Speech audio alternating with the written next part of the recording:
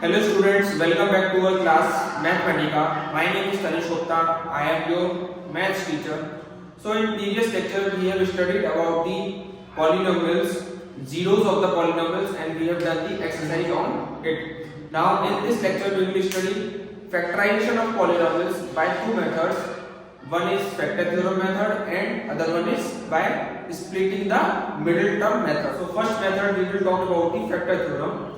So in factor theorem we have given that if px is a polynomial of degree n greater than none, मतलब कि अगर हमें px कोई भी polynomial दे रखा है जिसकी डिग्री 1 हो या फिर 1 से बड़ी हो, and a is any real number, then first point क्या दे रखा है कि x minus a is a factor of px if p is equal to 0. अगर हमने a एक रियल नंबर है, अगर हमने उस रियल नंबर को पॉलिनोमियल में डाल दिया x की जगह, तो अगर वो 0 हो जाता है तो x माइनस a हमारा फैक्टर हो जाएगा. सेकंड पॉइंट क्या दे रखा है कि अगर x माइनस a फैक्टर है px का, अगर x माइनस a फैक्टर है px का, तो p ऑफ a 0 होना चाहिए. ठीक है. सेकंड मेथड हमारा क्या है, by splitting the middle term method. ये आपने बेसिकली 8 क्लास में पढ़ा होगा. तो अगर कोई हमें पॉलिनोमियल दे रखा है ax² + bx + c, तो हम मिडिल टर्म को स्प्लिट कर देते हैं, यानी दो हिस्सों में बांट देते हैं. b को कैसे लिख सकते हैं, सम और difference of the two numbers, यानी b को हमें सम या डिफरेंस दो नंबर का लिखना पड़ेगा और उन दो नंबरों का प्रोडक्ट a into c के बराबर होना चाहिए. Product of these two numbers will be equal to AC. So for an example, हमें फैक्टराइज करना y² - 5y + 6. तो फर्स्ट मेथड हम यूज करेंगे फैक्टर थ्योरम मेथड का. हम दोनों तरीके से इसको फैक्टराइज करके देखेंगे. ठीक है. तो फैक्टर थ्योरम मेथड को हम यूज करते हैं. फैक्टर थ्योरम, ठीक है. तो सबसे पहले हम फैक्टर थ्योरम को यूज करते हैं. तो हमने लिख दिया let py is equal to y² - 5y + 6. हमने py को y² - 5y + 6 लिख लिया. तो फैक्टर थ्योरम के हिसाब से क्या होता है कि py जो होना चाहिए वो y - a और y - b के दो फैक्टर निकलने चाहिए. दो फैक्टर किसके फॉर्म में होने चाहिए, y - a और y - b के.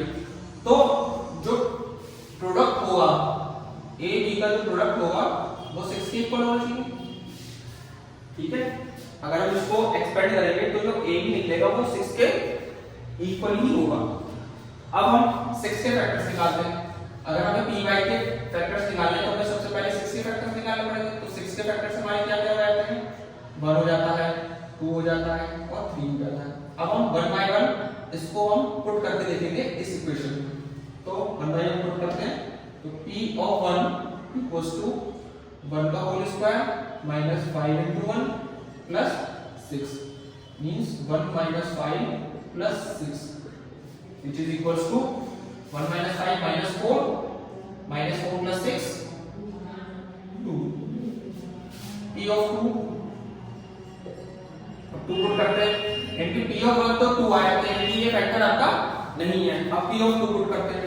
2 का whole square - 5 into 2 plus 6. 2 2 are 4 minus 10 plus 6, यानी कि 4 minus 10 minus 6 plus 6, यानी कि 0 है. यानी कि 2 एक आपका फैक्टर हो गया इस पॉलिनोमियल का. और p of 3 पुट करते हैं. तो 3 का होल स्क्वायर - 5 into 3 plus 6. तो 3 का होल स्क्वायर आपका क्या आया, 9 minus 15 plus 6. तो 9 minus 15 आपका कितना आता है, -6 plus 6 is equal to 0.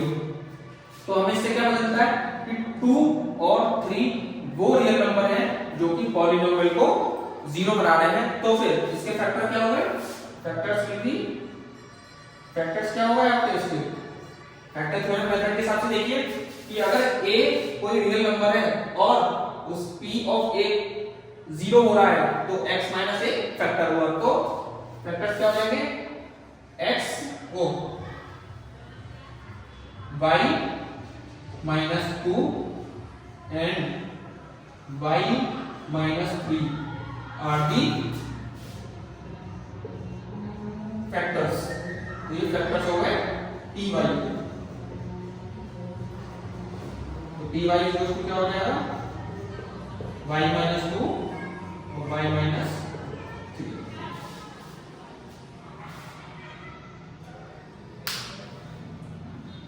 Second method में देखते हैं by splitting the middle term method. तो सेकंड मेथड होता है हमारा splitting the middle term. Splitting the middle term. तो स्प्लिटिंग द मिडिल टर्म में क्या लिखेंगे सबसे पहले? तो ये मिडिल टर्म आपका क्या है 5 है। तो 5 को अब हमें ऐसे ब्रेक करना है ताकि वो दो नंबर्स का प्रोडक्ट करें तो 6 आना चाहिए, क्योंकि 6 into 1 करेंगे तो 6 ही आएगा। और अगर हम उन दोनों को जोड़ें या घटाएं तो हमारा 5 आना चाहिए या -5 आना चाहिए। तो हम कैसे कर सकते हैं? तो ty equals to y square minus 5y plus 6 लिखा। तो देखेंगे y square minus 2y minus 3y plus 6 हमने दो समय बांट लिया। देखिए 6 into 1 करेंगे तो 6 आएगा। देखो दो नंबर देखिए 2 और 3 -2 -3 हमने दो नंबर्स लिए। अगर हम इन दोनों की मल्टीप्लाई करते हैं तो 6 आता है। अगर हम इन दोनों को जोड़ते हैं कि माइनस माइनस क्या होता है प्लस होता है तो -5 आ जाता है। तो यानी कि हमने मिडिल टर्म को स्प्लिट कर दिया। अब हम इसके फैक्टर्स निकालेंगे।